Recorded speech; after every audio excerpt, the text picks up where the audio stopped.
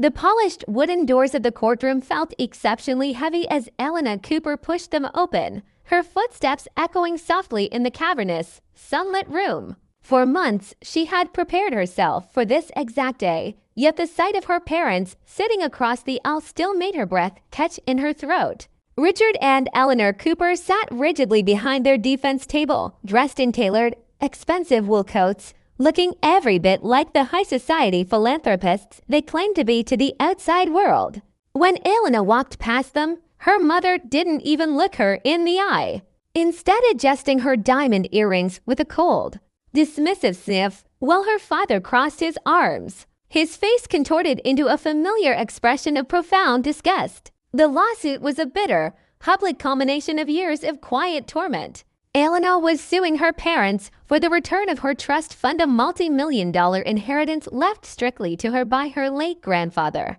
which her parents had secretly frozen and attempted to legally seize the moment she turned 21. As the bailiff called the court to order, Judge Arthur Vance, a veteran jurist known for his sharp eyes and zero-tolerance policy for courtroom theatrics, took his seat at the high bench and adjusted his glasses, looking down at the legal briefs before him. Elena's attorney, a calm and methodical man named Marcus, stood up first to present their opening statement, clearly laying out the financial records that proved Richard and Eleanor had systematically altered bank documents to deny Elena access to her grandfather's legacy. When it was the defense's turn, Richard Cooper didn't let his own high-priced lawyer speak first. Instead, he stood up abruptly, his voice booming through the microphone, dripping with unbridled arrogance and resentment. He looked directly at the judge and loudly declared that they had only frozen the funds to protect the family from what he called a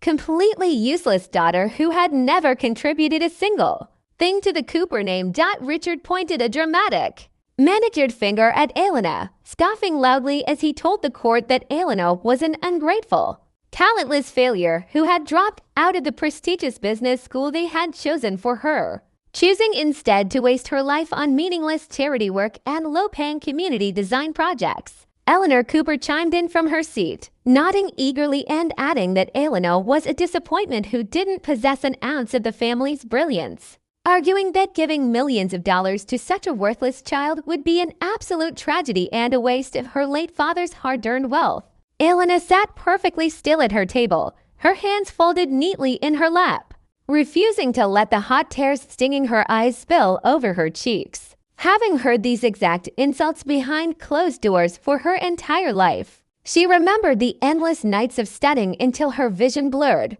trying to earn their praise, only to be told that her straight-A report cards meant nothing because she lacked the ruthless instinct required to run the family empire. She remembered the day she chose to follow her passion for sustainable architecture, helping build low-income housing for families in need, which resulted in her father completely cutting her off financially and her mother packing her bags into garbage bags and throwing them onto the driveway. The Cooper's defense lawyer smirked, presenting what he claimed were character evaluations proving Elena was financially irresponsible, painting a picture of a spoiled girl throwing a tantrum against her loving, protective parents. Throughout the entire tirade, Judge Vance remained completely silent, his face an unreadable mask as he watched the parents mock their own flesh and blood, his pen tapping slowly against the wooden desk when the defense finally finished their argument, confident that their wealth and high status would easily sway the court. Judge Vance slowly leaned forward, leaning his elbows on the bench, and fixed his piercing gaze directly onto Richard and Eleanor. The courtroom fell into a deathly, suffocating silence as the judge pulled a thick, blue-stamped folder from beneath his desk, a document that neither the defense lawyers nor the Coopers had seen coming. Judge Vance looked at the elderly couple and stated in a calm, clear voice that he had spent the last 48 hours personally reviewing not just the financial trust documents, but also the independent audit of the Cooper Family Foundation and the local civic records of Jiangcheng. He turned his eyes to Elena, his expression softening into one of profound respect, before turning back to her parents, his voice dropping into a chillingly firm, authoritative tone that shook the entire room. Judge Vance shocked everyone by stating that in his 30 years on the bench, He had never seen parents so utterly blind, ignorant, and morally bankrupt as the two standing before him today. He opened the blue folder and began reading aloud, revealing that the low-paying community design projects Richard had mocked were actually the foundation for a historic citywide affordable housing initiative that Elena had single-handedly engineered. The judge revealed that Elena had secured over $20 million in federal grants for the city through her brilliant architectural blueprints, earning a prestigious national commendation from the Department of Housing and honor that the city's mayor had personally written to the court about. Judge Vance's words cut through the courtroom like a scalpel as he looked at Richard and Eleanor, asking them how they could dare call a young woman who had revitalized an entire community useless, when she had accomplished more genuine good in 3 years than their entire family foundation had done in 3 decades. The judge exposed the truth that the Coopers hadn't frozen the trust fund out of protection, but out of pure, desperate greed.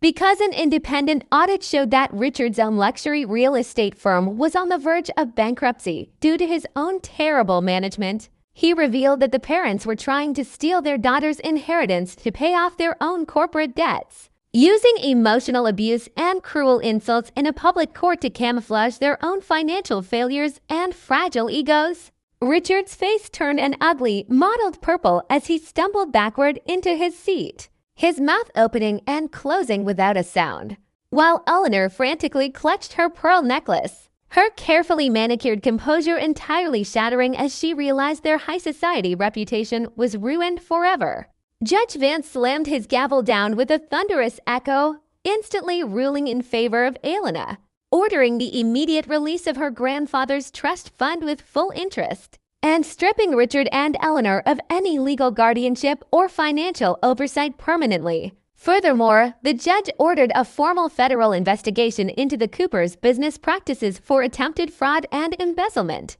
warning them that they were lucky he wasn't sending them directly to a holding cell today for contempt of court. Elena let out a long, shaky breath she had been holding for years, feeling an immense, crushing weight lift off her shoulders as Marcus smiled warmly and squeezed her hand in victory. As the courtroom began to clear, Richard and Eleanor tried to approach Elena, their faces twisted in a desperate, pathetic mixture of fear and sudden humility, with Eleanor reaching out a trembling hand to call her darling and explain that it was all a big misunderstanding. Elena slowly turned around, looking at the parents who had spent her entire life trying to make her feel small, but she felt no anger, no malice, and no desire for revenge anymore. She only felt a vast, peaceful emptiness. She stepped away from their outstretched hands, looking them dead in the eye, and told them in a quiet, steady voice that they no longer had a useless daughter, because from this day forward, they didn't have a daughter at all. She walked past them without looking back once, her head held high as she pushed through the heavy wooden doors of the courtroom and stepped out into the bright, warm afternoon sun, ready to build a beautiful new life completely on her own terms.